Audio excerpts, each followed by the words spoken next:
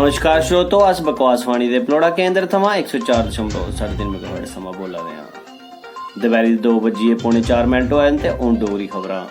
एक मिनट।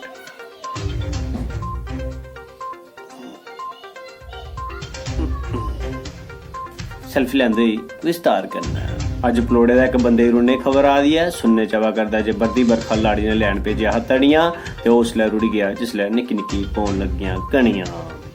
ते पुछने पर स्थानीय लोकें सुनाया जे निकलने कोला पहले उसने लाड़ी आख्या भी आहा जे भलिए लोके सोन दी चढ़ी लगी सोन दी चढ़ी, प्लीज मिगी बाहर नहीं भेज, बाहर बरखा लगी दी बड़ी। ते जनानी ने ओदी एक नहीं सुनी ते जनानी ने धमकी दिंदे ही आख्या जे तू आनना जां नहीं आनना धनिया सच सच सुना, नहीं ते मैं अपनी बुछकड़ी चुक्किया प्योकै चलियां।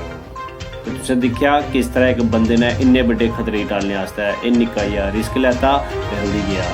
जियां गै निंबल होंदा है ते डिजास्टर टीम उसी लब्भने च लगी जा। श्रोतो एडो दा बुलेटिन इत्थे गै समाप्त होआ। मिगी कुलदीप दियो इजाजत। नमस्कार।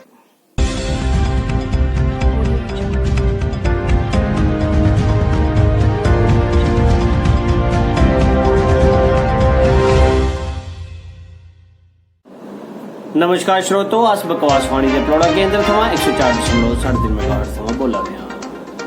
दपैहरी दे 12 बजिए पौने 14 मिनट होए ते हुण डोगरी खबरां। एक मिनट।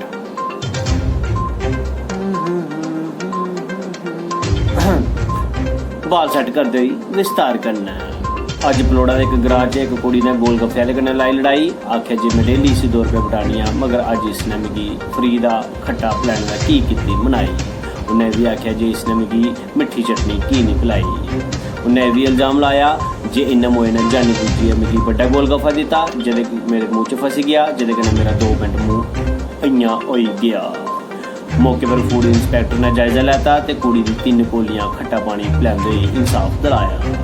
तुस दिक्खेआ एक मामूली जी कुड़ी ने किस तरह नारी शक्ति दी मिसाल दित्ती, मिसाल बनी।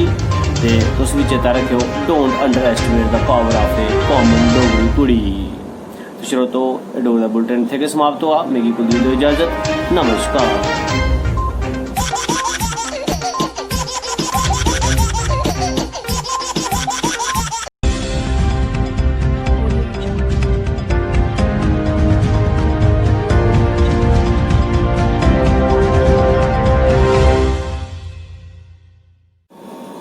नमस्कार श्रोतो, अस बकवासवाणी दे पलोड़ा केंद्र थमां 104.3 मेगाहर्ट्ज थमां बोला रहे हैं। सवेरे दे 11 बजिए पौने 14 मिनट होए ते हुण डोगरी खबरां। एक मिनट।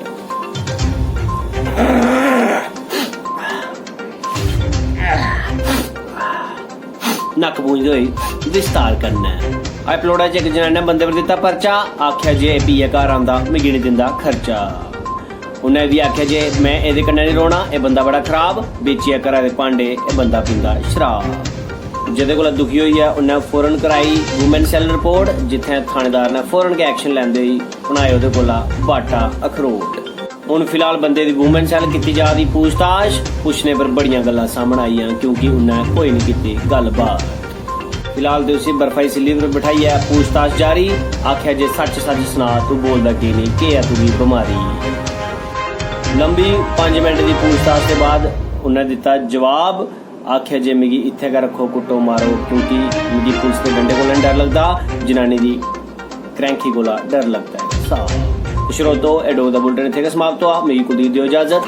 नमस्कार।